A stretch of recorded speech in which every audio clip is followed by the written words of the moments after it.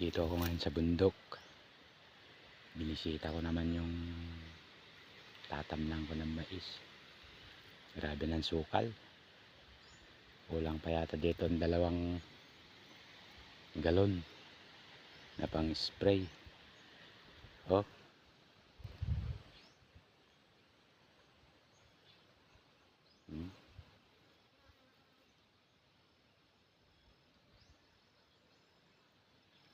Panibagong hirap na naman ang dadanasin natin dito. Ay sin budget eh.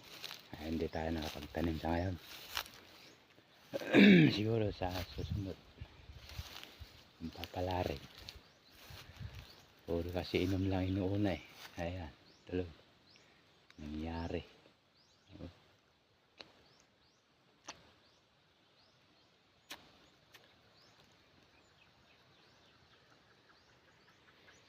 Pagkasukal na. Ayan, uwi na. Abutan pa tayo ng ulan.